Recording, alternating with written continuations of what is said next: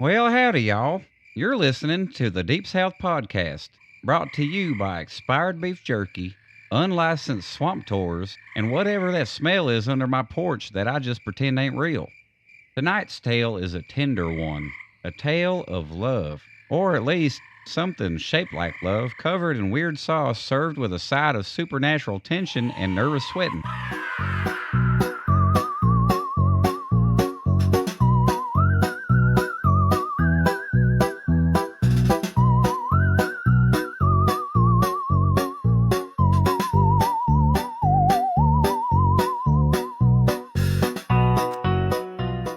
Y'all remember Natalie, the Illuminati demon with the beautiful eyes like sweet tea in the sun? Well, after I saved her from getting swallowed into the payroll system at that hive-minded Dollar General, I started noticing signs. Not like omens, I mean like actual signs. She started scratching cryptic compliments into tree bark. Left me a bottle of moon water with a note that said, "For when you feel too solid." I think that means she likes me. Now, I ain't the romantic type. Closest I ever got to a date before this was sharing a Slim Jim under a bleacher with somebody I thought was human. Turned out it was a feral youth pastor with mange. What the hell? It was a long story. Anyway, I'd been rehearsing asking Natalie out for 3 days. I practiced in the mirror with a toothbrush microphone while my possums clapped from behind a laundry basket. I wrote the question in gravy on toast. But when the moment came, y'all, I froze. She was standing under a pine tree in a coat made of moths, staring at the moon like she was negotiating with it. I finally said, "You, wanna maybe get some food with me sometime that ain't cursed?" She turned her head real slow, blinked exactly one time, and whispered, "Wednesday." Which I took as a yes, or maybe a foretelling. Either way, I put on my least haunted jeans, y'all. Our first stop was mini golf. Not just any course, this one's called the Boogeyman's Greens, built inside the ruins of an old salt mine and a failed daycare. Now, Natalie, she don't play mini golf. She performs it. First hole, she stared at a plastic windmill for 10 seconds and it just melted. She didn't even touch it. I tripped over a gopher and got a hole in one. So we were both killing it. Next stop, dinner. We went to a seafood buffet called Shrimp and Stuff. I ordered the catfish that tasted like memories, and she pulled a bottle of her own hot sauce from her bag. The label said, "Do not open unless you have ascended." The waiter vanished halfway through his sentence. "Hi, what can I get started for you?" I didn't ask questions. I just tipped in corn nickels and kept on chewing. After dinner, we sat behind the old Waffle Castle ruins and stargazed. I pointed out Orion. She pointed out one that winked at me. I said, "You see that?" She goes, "Yeah, don't wink back." We walked slow back toward her place. Well, she walked.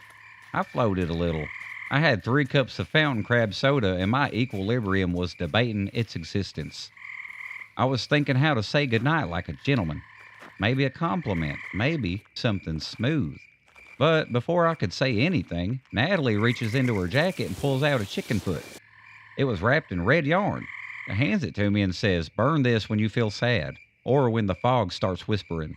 Then she patted my shoulder like a librarian after you find the right book, turned and vanished into the tree line like a very attractive cryptid. Now, I know what some of y'all are thinking. That ain't a normal date. And you're right. But for me, that was, well, pretty dang perfect. She didn't summon anything aggressive. I didn't scream involuntarily. We laughed, I think. She twitched her mouth in a way that felt like approval. That counts. So, I'll say this. Either that was the start of a beautiful romance, or I've been initiated into an eldritch pact that I don't fully understand. But honestly, I'm okay with either. Now it's time for Redneck Mailtime, where the letters come flying in thanks to my ever-faithful Possum Brigade.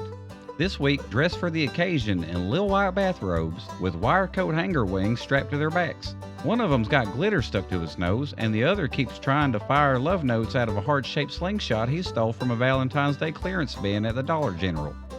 They waddle in from the tree line with tiny paper scrolls tied to arrows made from pencil shavings and broken chopsticks. smiling like they just saw a romantic comedy and didn't hate it.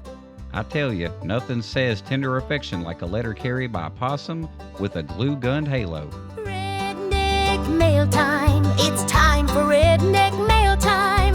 Yee-haw, Redneck Mailtime.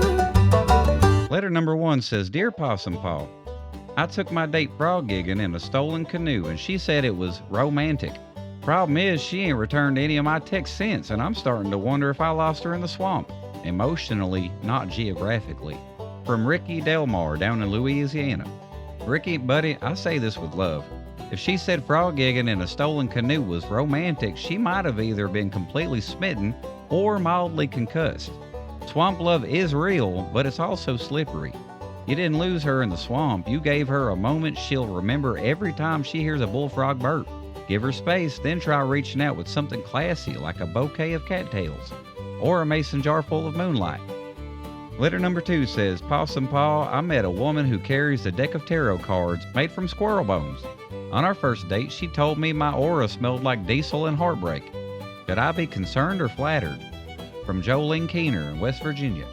Jolene, you just went on a date with a woman who's halfway between a forest oracle and a regional truck stop legend. If she's smelling your aura, that means she's paying attention. And if it smells like diesel, you got grit. Heartbreak? Well, she's just peeking under the hood. Let her read your squirrel bones, but don't let her reshuffle your self-esteem. That's how folk end up accidentally married at a solstice bonfire. Letter number 3 says, Dear Paul, I once took a gal to an abandoned roller rink and she told me the ghost DJ liked my energy. That was 10 years ago. We've been married ever since. Should we invite the ghost to our anniversary party? Written in by Buckley Ray Morris from Kentucky. Well, first of all, congrats, Buckley. You found the real one. Anybody who validates your vibes with the help of a spectral turntable is a keeper. And yes, you absolutely invite that ghost. Set out a tiny plate of nachos and a cassette tape with his name scribbled on it in glow-in-the-dark ink. Love ain't always about candlelight. Sometimes it's about echoey disco and someone who sees your soul dancing. Letter number 4 says, Hey, Paul, I tried to take a girl to a Cracker Barrel on our first date, but she said it reeked of ancestral judgment and made me drive her to a salt flat so she could scream at the moon. I think I'm in love. From Dusty Flinter down in Texas. Well, Dusty, my boy, that ain't just a crush. That's a full-blown cosmic entanglement.